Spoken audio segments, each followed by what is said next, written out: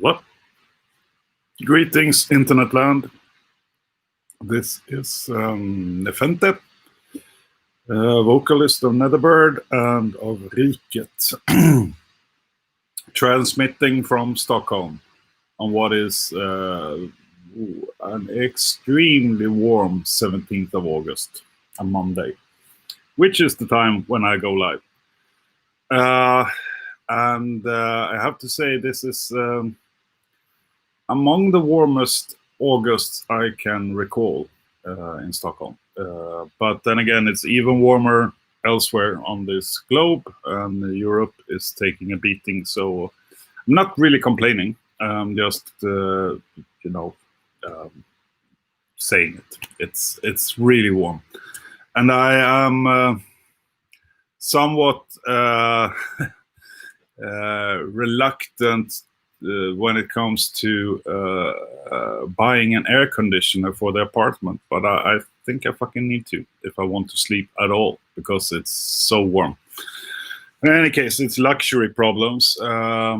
We still got this stuff that made me start to stream in the very beginning going on, pandemic, and it's everywhere. Currently in Sweden, it's been easier. The restrictions are as they are here. We haven't had so extremely rigid lockdown, just more or less appealing to people's sense of intelligence of washing their hands and keeping distance and stuff like that. But we really also took a beating, with many infected and many deceased. But right now the graphs are looking well, decent. But that's just a small part of the world, and it looks very different all across the globe. And I guess I'm not the only one who's wondering, I mean, for how long will this go on, and in what form, and how to cope with it? I am coping by blogging on the internet, as I do, as some of you already know. And I've done so with various platforms at my disposal. I started out with Zoom, which gave me shit quality, but was fairly easy. But then I kept losing the chat. Now I have chats going on, but I'm only broadcasting to the Facebook thing here in Nephente Official, hopefully if things go as they should, and here, YouTube, Nephente Talks. And those are the addresses which I will broadcast to. I will reach fewer people, but hopefully those I reach will actually want to spend some time with me. And hopefully I can also, if you write in either of those chats, I will be able to see it. So a little roll call is, because you guys are like spread thin on various platforms, but where are you from? I am from Sweden, from a foresty part called Smålandia. Quite a bit from Stockholm, but if you do music and stuff, you tend to end up in either of the bigger cities, either Gothenburg or Stockholm, and in my case, Stockholm. So that's where I am residing since some time ago. But I will see if my chat is working. And I also know it's a huge delay. So it can be 20, 30 seconds from when I post stuff to when it's possible to see it. Today I have a guest scheduled, but just to be frank, you never know when you do live stuff if everything will work out, but we will all know that in time. So Patrick, I am fairly certain you are in Sweden, and Sophia, you're in Japan. For real? Then it's really late. And we have a UK person, Bienenstich, and Sylvia from Catalonia, Spain. Yes, it's really cool to actually be able to see the shots. I got greedy, I think, so I wanted to spread everywhere. And Gökay, I happen to know you're in Turkey. Yeah, tonight's guest, if everything works the way it should, will be Paris, who is a video director and also musician based in Brooklyn, and who on his resume have some really cool stuff. But we'll talk about that if everything goes well. Near Copenhagen, Jane. Yep. Copenhagen, that's Denmark for sure. Morning in Hawaii. That's yeah. that's a bit more exotic than Stockholm. It should be really early in Hawaii, right? And Raphael Green is wondering what the topic is, and I'd say topic is music, and dark music tends to be the stuff I'm talking about. But and Texas, also cool. So, I mean, you guys are all over the globe actually, which is really cool. I tend to talk about extreme metal because that's where I am navigating most of the time, and I've been doing so for 30 plus years, both as a musician and more importantly, I would say, as a fan and as a community person like everybody else. But I try to also inject other stuff, not just music. It can be lyrical discussions, it can be video or visual stuff like that. And Raphael, hello from Israel, and hello back from Sweden. It's certainly an international community. It's really something actually.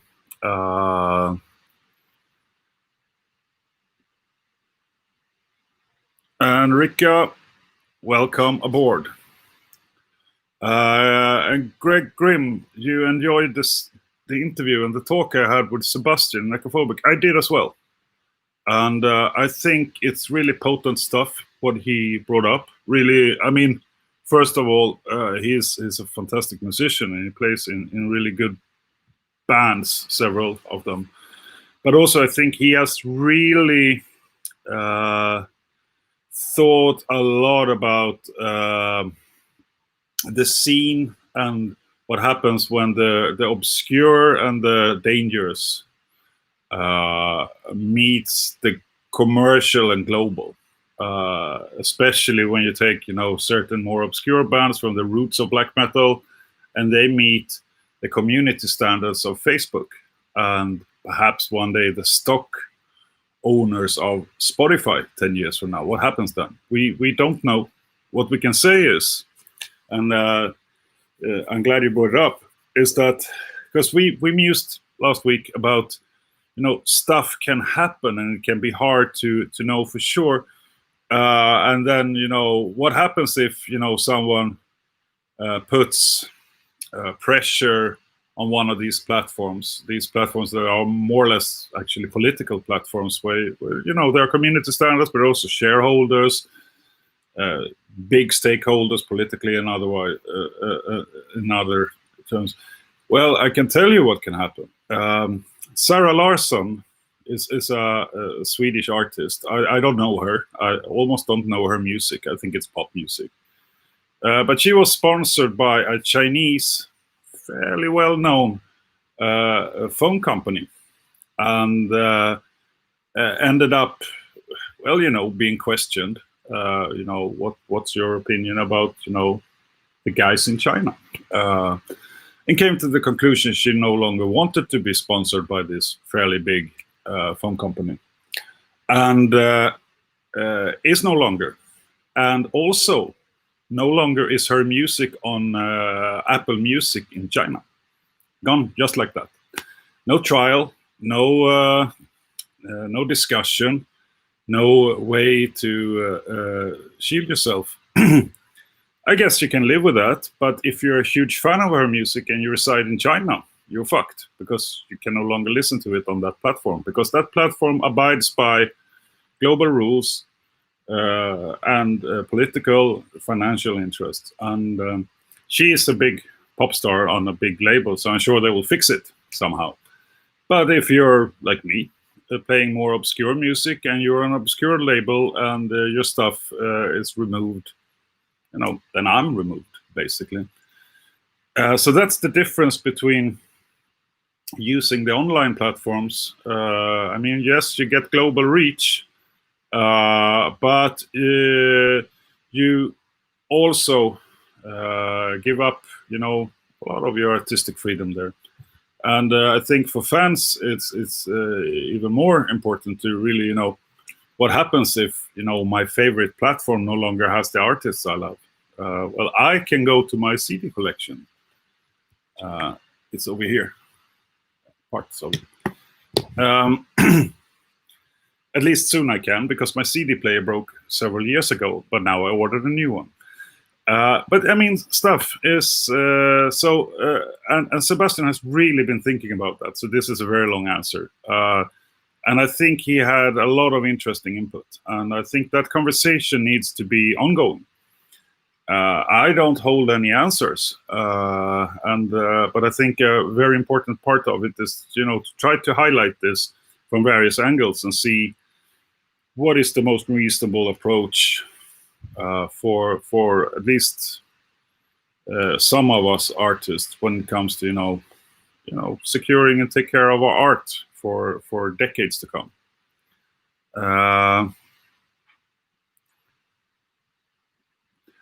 And like GK says here, yeah, it is difficult because politics and the discourse of society, it's constantly evolving, and art as we produce it is what it is, but it can be seen in the light decades later as something completely different. It can be because it is different, or we interpret it differently, but it's also because ideals change.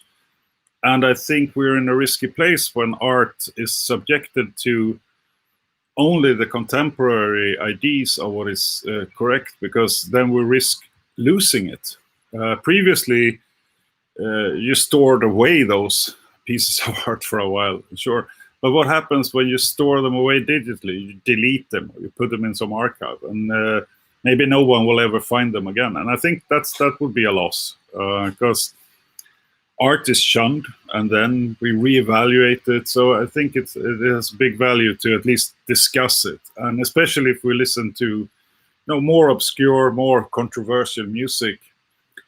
That discussion needs to be ongoing, because otherwise we might just end up, breaching some clause somewhere, which all of a sudden removes everything we love. Could do that, but it's a worst case scenario, so we shouldn't be paranoid either. Greg, yes, a dedicated platform by artists would be good. I agree. Problem is running it.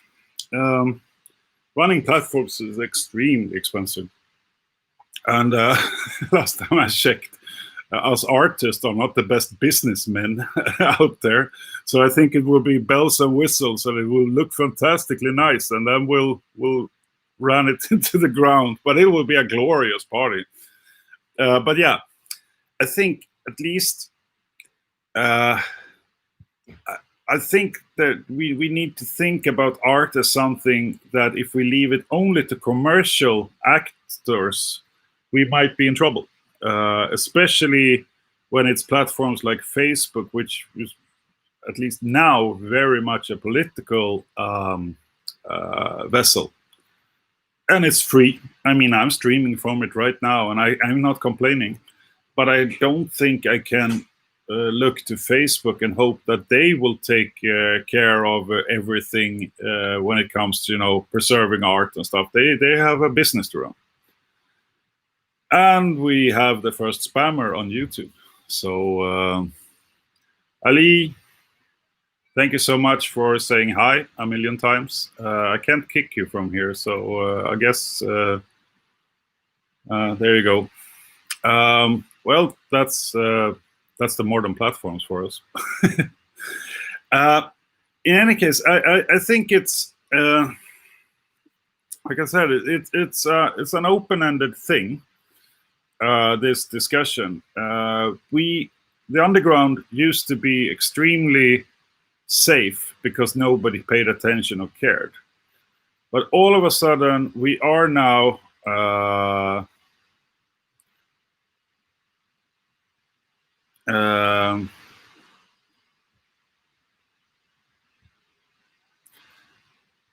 right, cool. I'm just trying to understand what's going on in the chat. Hi, Ali. Hello, Reptile. And in the end, I think we need to just be extremely careful about the direction of this. And if we appreciate and we value art, I think we need to think long-term about it. But we started out, nobody cared. Then we got on the same platforms as Madonna. And stuff happens when you put Netherbird stuff, side by side with Madonna or whatever. So, and it has happened before. I mean, I'm pretty sure that there were certain people at MTV who kept some stuff away and some stuff not away, so to speak, gatekeepers. But we might be at the point where we might see things diverge again. We'll see. I mean, it's not up to me. It is rather up to you guys. It's so funny that people actually spam this discussion. I hope you're not hoping for any big investment and chunks of money from me, but thanks for putting your spam bots in our direction. We always love attention, even if it's automation. And I need to learn how to kick people from the YouTube chat, but yeah, we'll see about that. Speaking about commercial and non-commercial and stuff, I have a what the fuck moment going on last week, because I woke up not super early and pretty tired. and my phone was just exploding with messages from people who said that my smaller band, Riket, was a national TV in Sweden. And I will show you just how that looked. So this is the morning sofa in the big, one of the biggest Swedish national TV channels. And it is a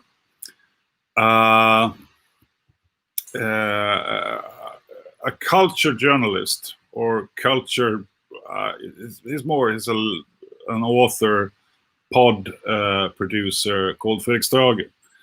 And he's actually sitting on morning television in Sweden and talks about this little band that I'm in and the music we made, because we have decided to showcase Swedish atrocities or Swedish tragedies. So obviously,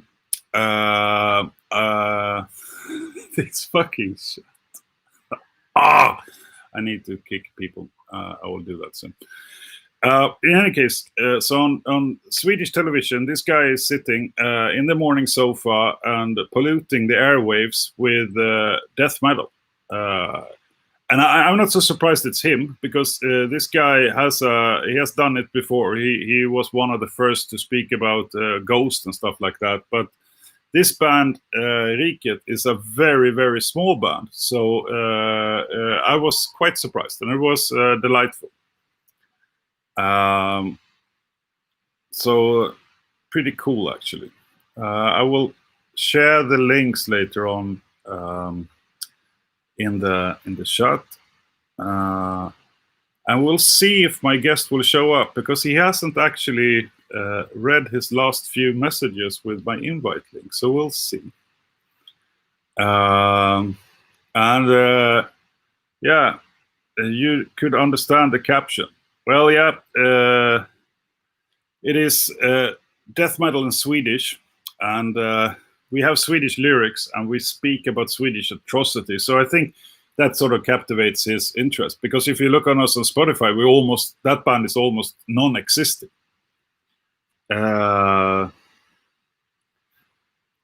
So it was a rare moment, and I've been doing extreme metal for 30 years and never been on national television before, and I don't expect to ever be that again either. So it's pretty cool. And if you get bored of those joyful people in the chat, just block them. But what I was saying is that Paris hasn't actually, I think, read my latest update. So we'll see if he would join us or not.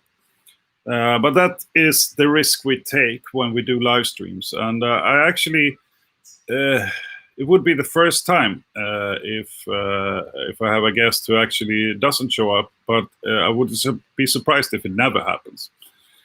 But just to let you know, because if he misses this time, I'm pretty sure he will come on later on.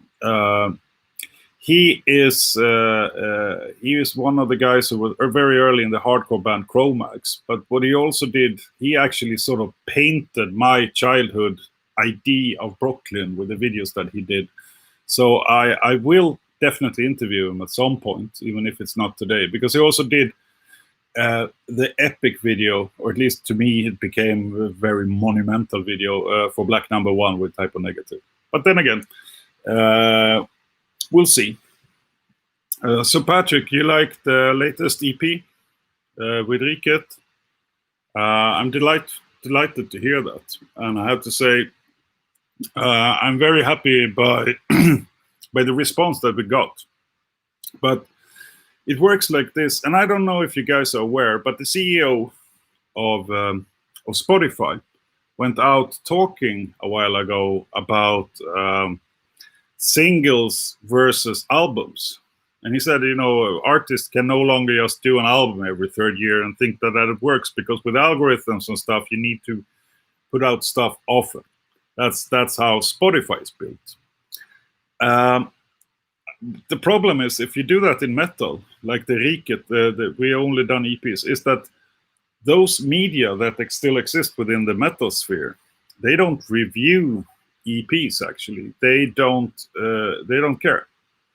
So instead, you have to make an album in order to get reviews. And if you don't get reviews, nobody will actually find your music. So we're sort of stuck in between this new media and how that is supposed to work, and how the metal sector, which is fairly conservative, works. And at this point, I would say I would love to make EPs rather than albums, because you can make them quicker and you can get them out and you can, be inspired.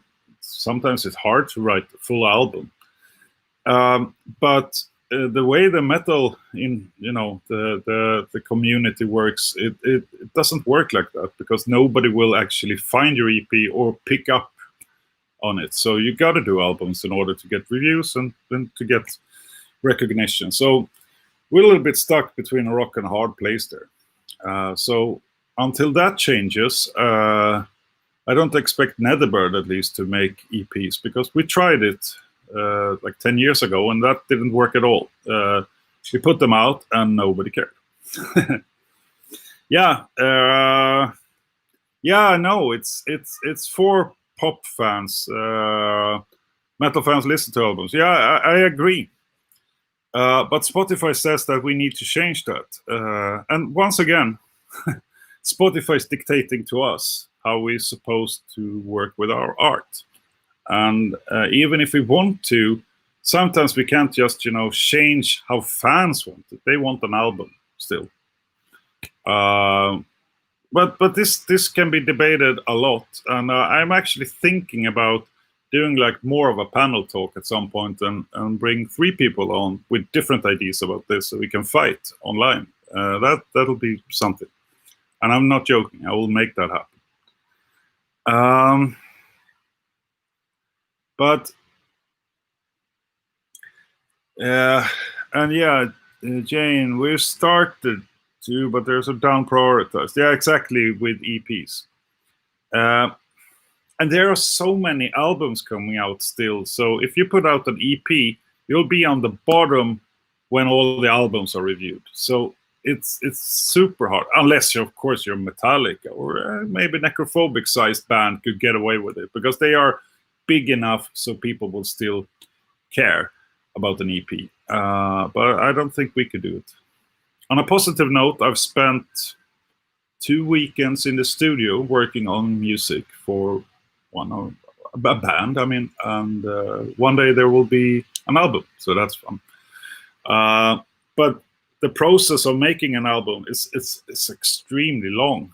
You have to start to write the music, and then you arrange it, and then it's months there, and then you need to start recording it, which is normally, since we can't just quit our jobs and work in the studio full time, it's another few months. And then you need to mix it and master it, maybe another half a month. Then you need to produce it, and then you need to do market. It's a long trip from when you take the first chord on the guitar until there is an album that you can pre-order.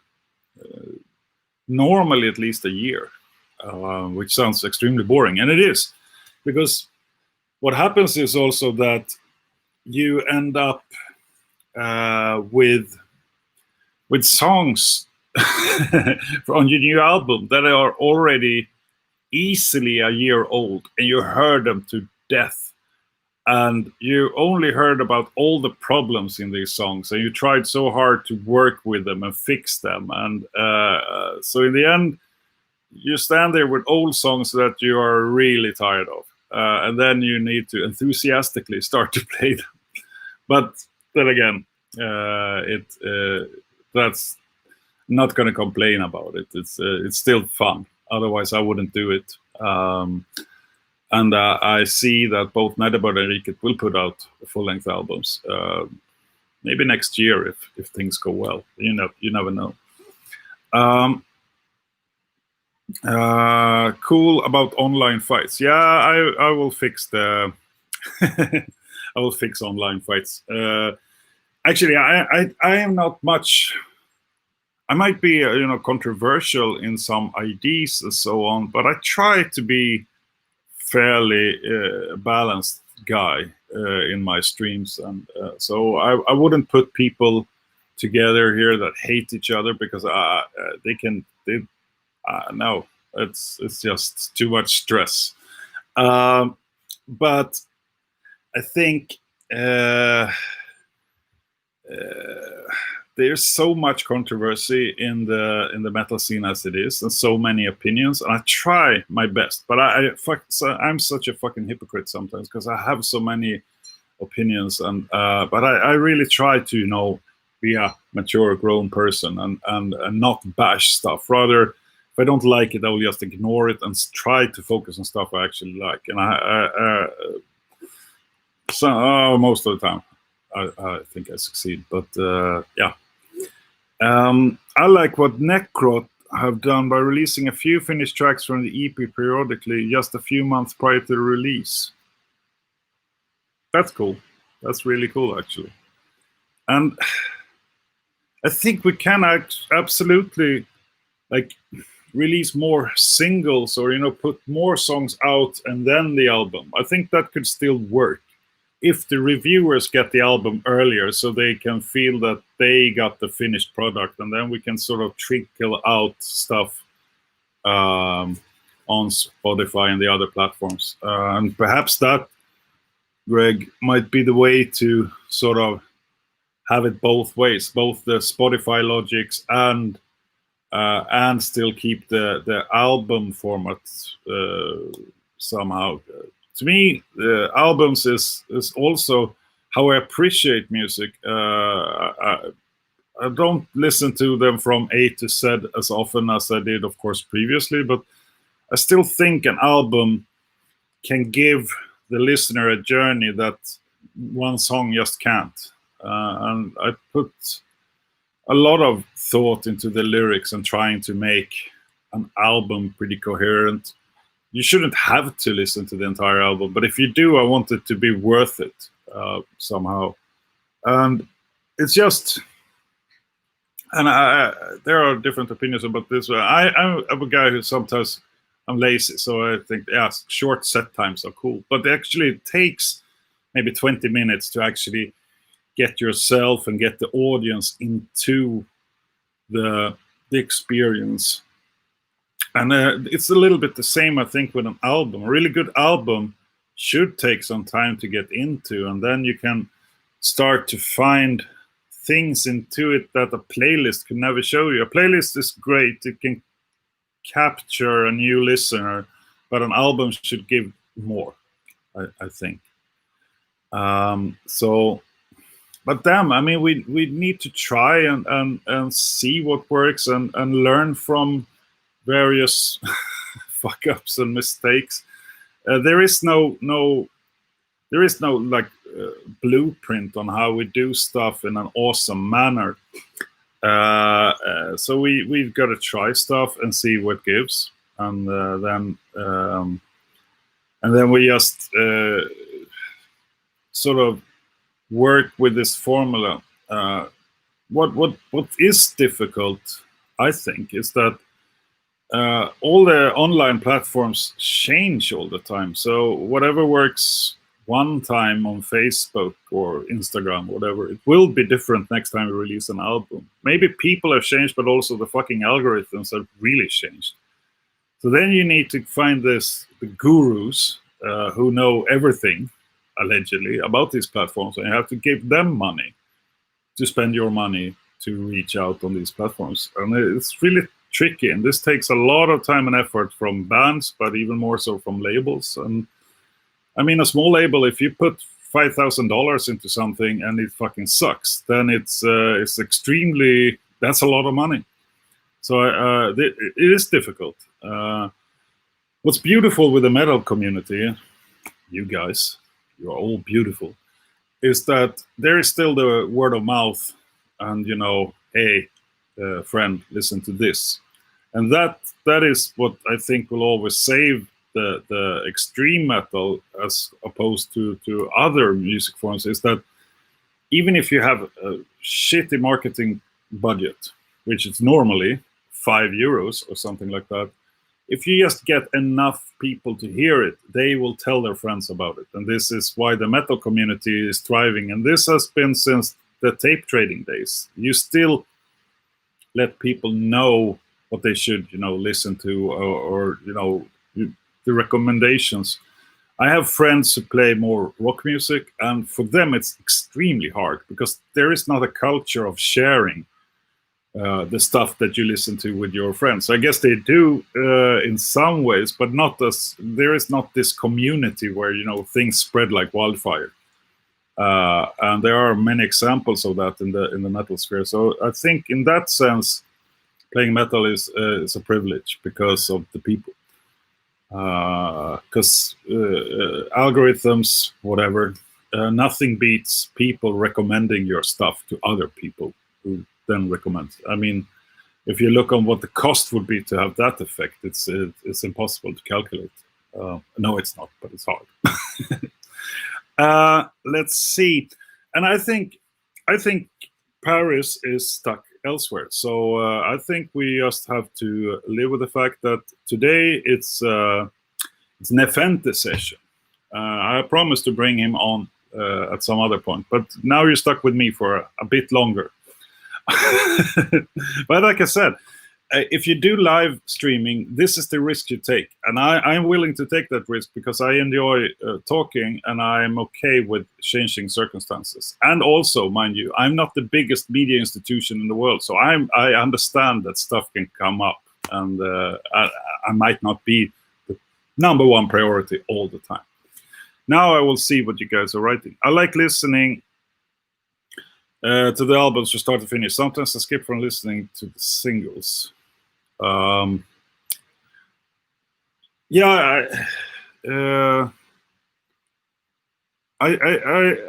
I do listen. Fuck, I think I'm lying. I should. My self-image also listens like that. But fuck, sometimes I just leave those algorithmic playlists on. But I always try to, if I find a song, I put it down there and I say to myself I should listen to the entire album, but I do it too seldom. But I make a promise to you guys, I will be better at listening to full albums because they deserve it. And every time I do it, I tend to find more stuff about the artist, stuff that is not as apparent or as direct, that I like most of the time even more than the singles. And I shouldn't let Spotify steal that experience away. But then again, I prefer not too long albums. And in the good old days, or the bad old days, an LP, like the vinyl 12-inch, used to be maximum 46 minutes. I think that is pretty much the top of what I can take. But then when the CD came on, it was one of the symphonies. I can't remember which one. But at least the longest version of that one was 74 minutes. Or is it 76? Yeah, but at least they launched the CD with 74 playing minutes, and then it was raised to 78, and now you can actually get a little bit more than 78 minutes out of a CD. So the border, or the sort of the frame of how long an album is, has been extended a lot. And I think there is not so many albums that are almost 80 minutes long that I think wouldn't have benefited from being a bit shorter. So I actually prefer maybe LP length of albums, but that's different. I mean, there are bands that release 2-hour albums on Spotify now, and I mean, sure, and then it becomes something different. And I mean, if it works, it works. Thoughts on Bandcamp? I bought merch and pre-ordered through that platform. I believe the percentage revenue to the artist that the artist gets is higher than others. Greg, I thank you for this question. First of all, Bandcamp, for you guys who don't know what it is, it's a platform where artists, bands or labels can put up music, and you can play it online there in players. You can buy downloads, and bands can also sell merch and t-shirts there. First off, yes, Bandcamp, that is a commercial platform. They take a percentage of the revenue. So if you sell a t-shirt for $10, I think their cut is 15%. So and that would mean that the artist get $8.50, and then PayPal takes a little bit of a fee also, like a few percent. And that's a big chunk of money. So percentage-wise, if you buy directly from the band, that's a huge amount of money. Because a band normally, if you buy CD, me as a band, I would suspect I get €1 in the end from that. Because I need to cut it with the distributor, I need to cut it with the label, and then you get some stuff in your own pocket. If everybody calculates correctly. They normally do these days. I'd say labels are actually, in my opinion, the small labels that I work with are honest. People don't think that, but I actually do.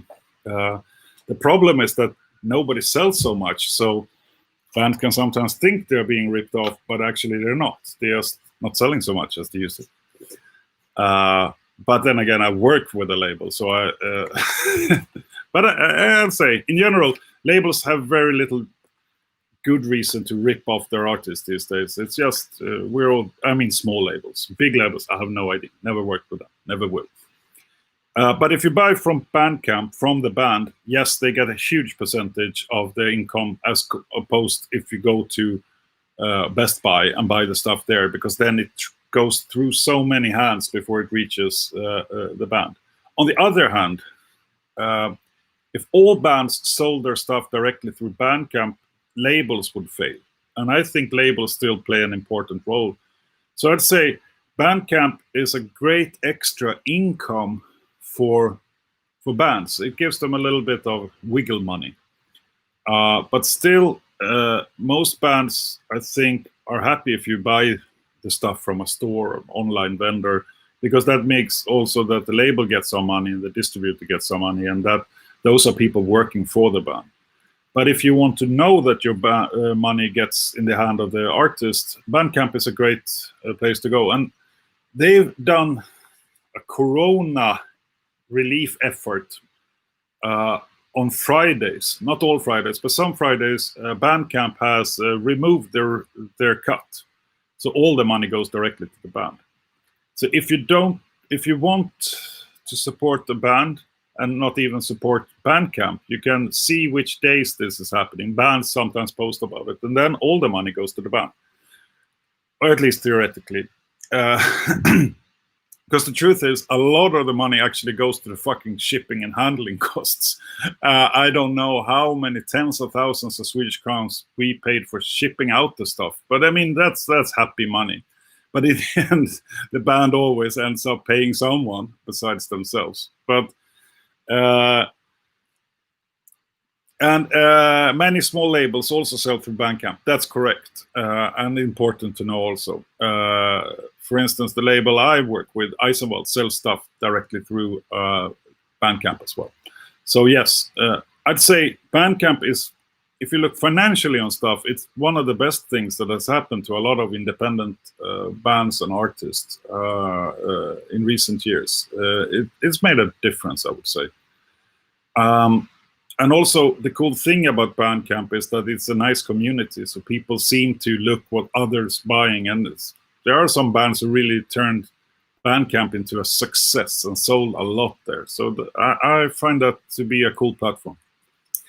Greg, I'm sorry.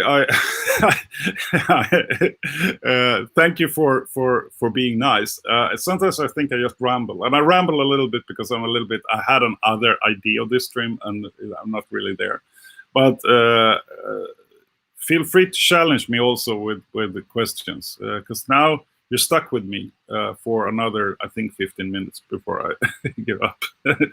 I take the time to listen to the whole album. Just like watching the whole movie. You don't see 10 minutes one day and 20 minutes. Okay, Patrick. Yeah, that's fair point. Well, some people, it feels like Spotify is trying to only sell us the trailer these days. That's all you need. It's the best shit from the album anyway. So why should you bother with the entire boring movie when you can have these 90 seconds of action? Sometimes we need boredom. Sometimes we need the bad song on an album to actually appreciate the really good song. That sounded hippie wise, but actually sometimes I think an album is thought through, and it's a journey where you don't just, it's not just caviar. There is some other stuff too, because you need like a full meal. And with an album, you can take your time. It's a little bit like comparing a movie to a TV series, because a movie needs to have a certain tempo all the time, because otherwise, people fall asleep. But if you use a TV series, you have 10 episodes. Then you can really let the characters develop, and you can be slower, and still, so you can tell another story that way. Not saying it's perfect for everyone, and I guess for pop music, maybe albums suck, and then just the hits in the playlist, and that's fine. But for me, I don't see how. My favorite album of all time is Bathory, Twilight of the Gods. Love that album. I don't see how I could take one song from that album, and first off, I don't know which one, and say that this is the Spotify hit. It's the album. That album changed my life, and it was because I took time and I really went on that journey that Quantum made for me, made for everyone. And if somebody would have told them that, you need to condense something, you need a 3-minute upbeat tempo song here, it would have ruined that album. But as Avicii could write catchy tunes, and that worked perfectly. So sometimes I think one form cannot fit us all, and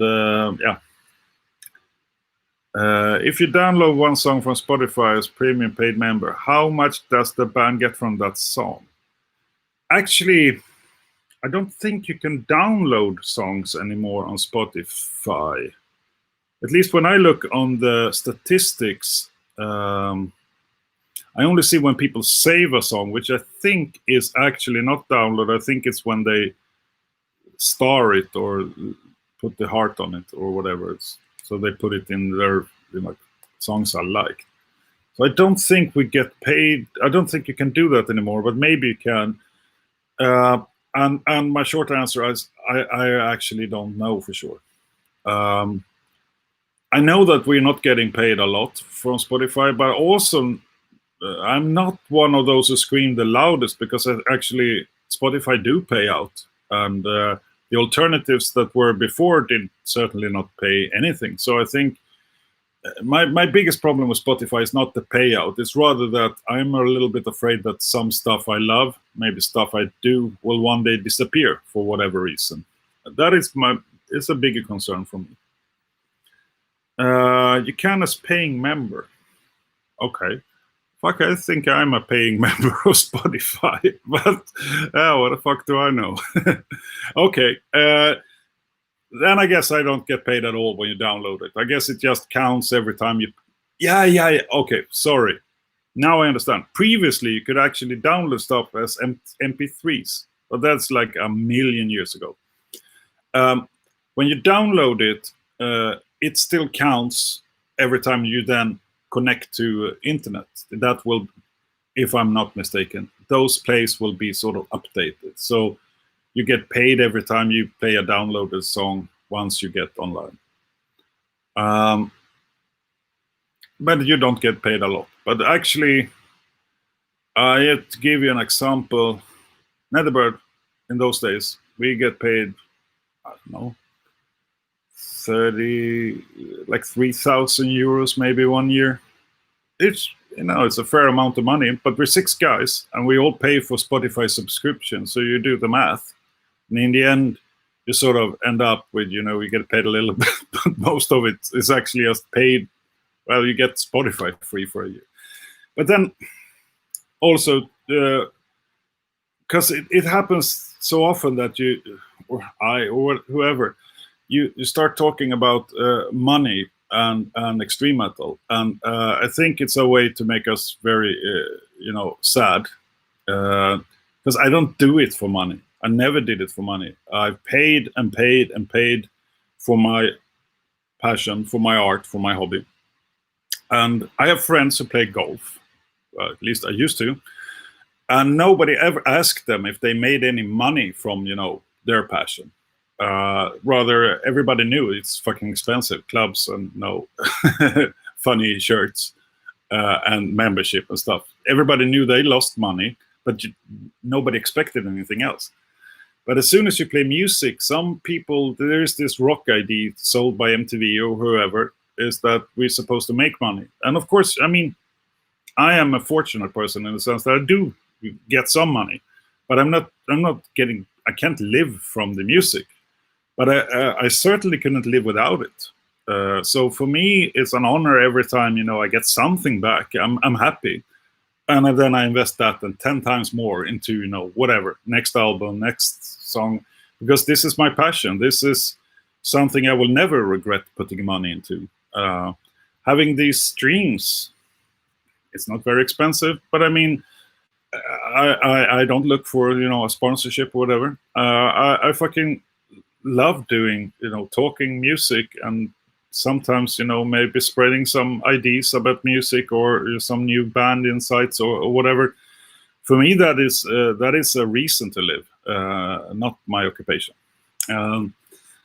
So yeah, I will try not to blab too much about, you know, the income or the lack thereof, because Spotify do pay out at least much more than I ever got from, you know, Pirate Bay or wherever.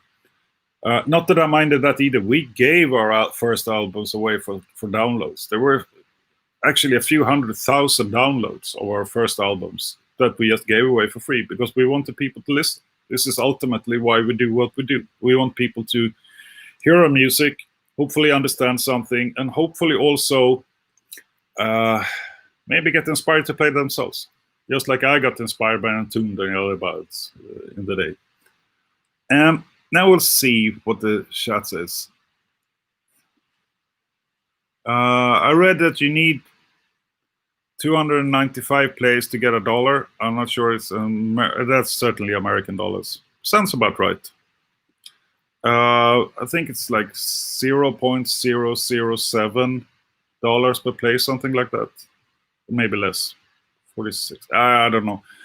Yeah, you need a lot of plays to make a few bucks, certainly. And I mean, I wouldn't mind if people could, I mean, pay you if we got paid more. But if you buy a T-shirt, that's a whole lot of money for a band and a label compared to paying Spotify tunes. That is for sure, and that won't change. And we have actually. If it's fair or not fair, I don't actually ask you income. No, I don't worry. Yeah, fair is difficult. I think getting paid at all is always a privilege because it means that something I did made sense to somebody else who actually listened, gave a fuck, and hopefully thought up a new thought or felt a little bit better. And if I get 2 cents for that's a nice bonus. It will only finance the next album. So I love that. The notion of you know, if I could live from it, I don't think I would like to, because I think that would kill the passion for me. I rather work with something else and do this passionately. But then again, if you get, you know, $1 million from Spotify because people love your music, would you stop making it? No, I wouldn't. Yeah, I'm a hypocrite.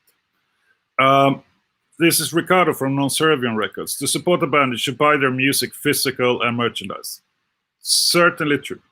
And that comes from a pretty small, cool label, like most underground labels. And they work hard. And I would say labels are really risking a lot of stuff by putting albums out there. And we need labels because labels do a lot of work that bands are not so good at. Theoretically, a band could, of course, publish their own music. But we are, like I said in the beginning, maybe not the best business people. And sometimes you need somebody else to package the stuff and, you know, actually charge for it. Because if it was up to me, I'm sure I would give away all the albums when we're touring because, you know, people would be happy. And that is like maybe not the best business idea ever. So there, we need different professions in the music sphere, so that people like me could maybe focus more on, in my case, writing lyrics and singing lyrics, and somebody else writing riffs. And then we need help to get an album together, make it look good, to get it out. This is, and in order, people don't work for free. Labels need money too, in order to, it costs to put this stuff out. It actually costs stuff to put stuff up on Spotify also. People might not realize that. The labels pay to get the stuff up there. So just to, break even, you need a certain number of plays. So there is always costs involved. And that's how it is. Patrick, this is something I need to... I can sponsor streams, buy you a beer next time in Stockholm if I see you on a pub. Yeah, I would love that. You don't have... Well, I would love the beer. Bribe me with a beer and I will stream until you guys tell me to fuck off. I will just see, so I haven't actually missed out on anything. No. So like I said, this is the first time I'm streaming, and my guest was hindered to show up. That's a first, but it's how it is. I still kept talking a hole in your head, but I got to brag about one of my bands being on national TV. So you heard it, and it will never happen again. But I was happy like a 5-year-old. At least until the workday started and life was back as normal. I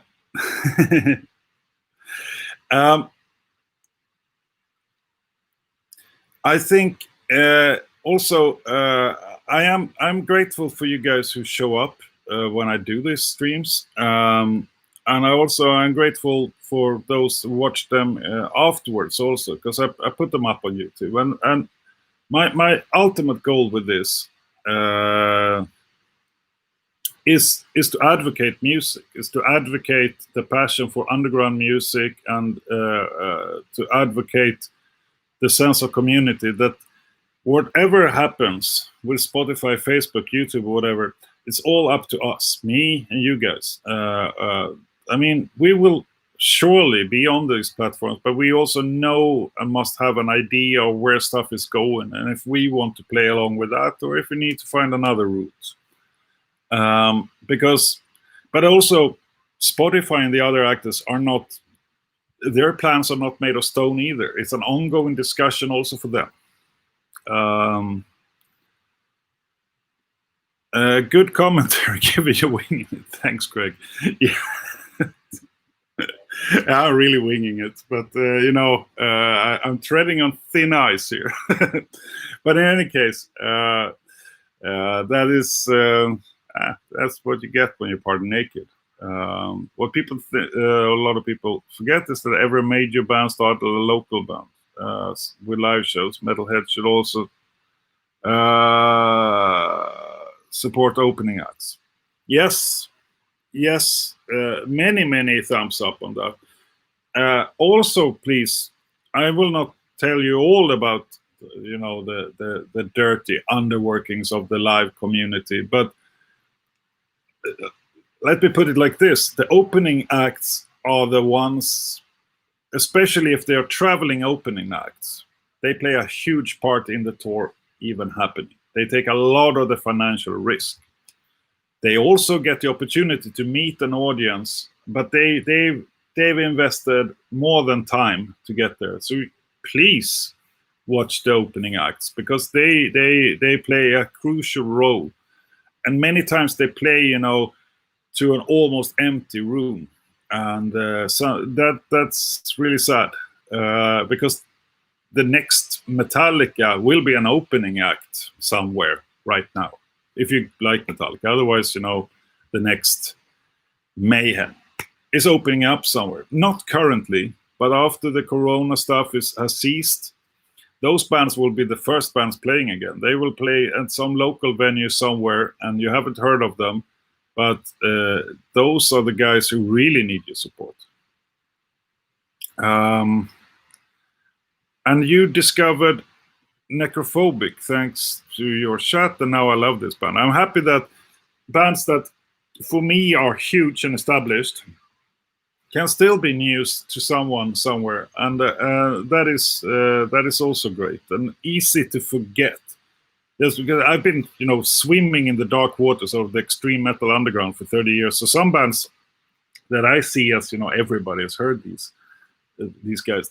That's not always the case. Some people get into extreme metal fairly recently, and it takes years to discover everything within the scene. And I don't know everything either. Of course I don't.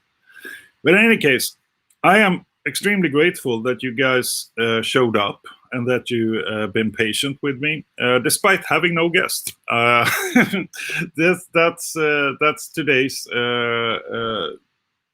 lesson. But I also knew that I've been doing 20 guest interviews, and I knew that at some point things would not work out time-wise or whatever, and that's how it is. I will leave you guys with my majestic outro, but also with the word of encouragement that I will definitely be back next week. Then I will have a few friends with me, and we will talk about videos. So that's that. I would like to see you put something together, opening at bands you should know about. Yeah, happily. I will share some tips on bands that I think are really cool. I do that occasionally, but I should do more of it. I will tip you off with, if you want to find Swedish underground, then it's Swedish metal.nu. This address, it will come in your chats at some point. If you go to that website, you will find playlists by a guy called Fredrik Krem, and he really compiles every Swedish mainly black, with some death metal bands also, that release stuff. So have a look on those playlists. There are hundreds of bands on them. Some, of course, established, but a lot of them quite new talent. And he really has a nose to pick up stuff. So that's my closing recommendation right now. But I'll be back next week, and I hope you guys will too. And until then, wash your hands, cuff in the elbow, whatever. Keep a distance and stay safe. We'll get through it, but there is still some time ahead, and I'll stream until we're done. So cheers.